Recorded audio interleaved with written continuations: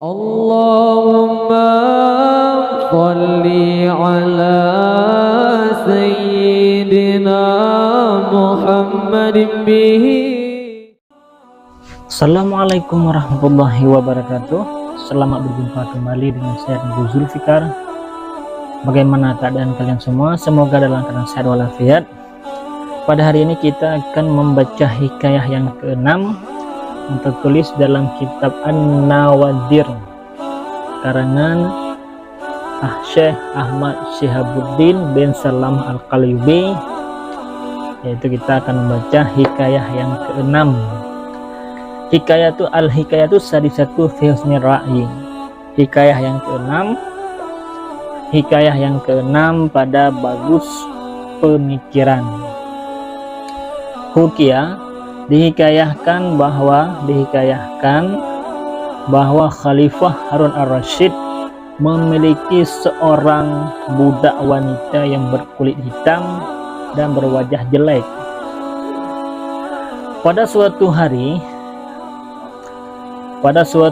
Harun ar-Rasyid membagikan uang dinar untuk para budak-budaknya. Maka budak-budaknya ini memungut dinar-dinar tersebut, sedangkan si jariyah yang hitam legam tadi, dia itu cuma berdiri dan memandang kepada wajah Harun ar-Rasyid.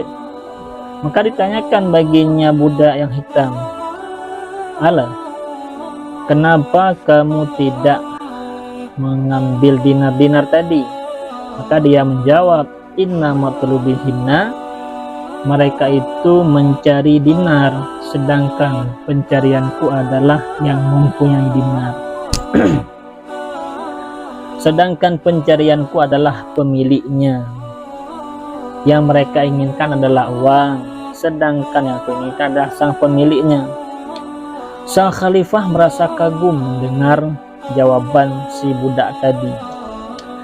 Kemudian didekatinya pelayan tersebut dan memberi pujian kepadanya.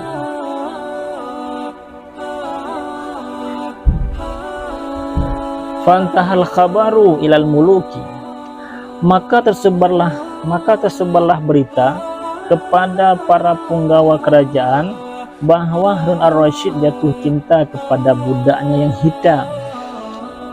Mendengar kabar tersebut, ia kemudian mengundang mereka dan memerintahkan untuk mengumpulkan para budaknya.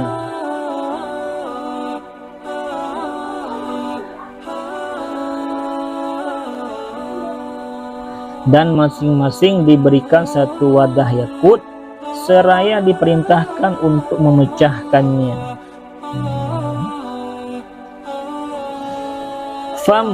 Maka seluruh budak menolaknya, tidak melakukannya. Semuanya pun menolak untuk melakukannya kecuali si pelayan yang hitam tadi. Ia menjatuhkan wadah tersebut fa'alqadha wa kasarathu, dan memecahkan wadah yang terbuat dari yakut tersebut. Khalifah pun berkata, Limaza kasartihi, kenapa kau memecahkannya? Maka si budak itu menjawab, aku telah diperintahkan untuk memecahkannya.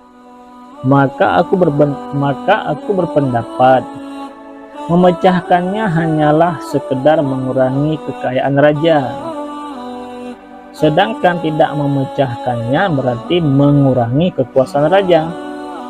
Menurutku tindakan pertama lebih utama demi menjaga kehormatan kekuasaan raja. Aku juga berpendapat dengan memecahkan aku hanya akan dianggap gila, sedangkan membiarkannya aku akan disebut menentang kekuasaan raja. Yang pertama lebih aku sukai dibandingkan yang kedua. Para raja pun membenarkan. ucapannya, membenarkan ucapannya, dan memaklumi sang khalifah dalam menyayangi. Wallahu a'lam.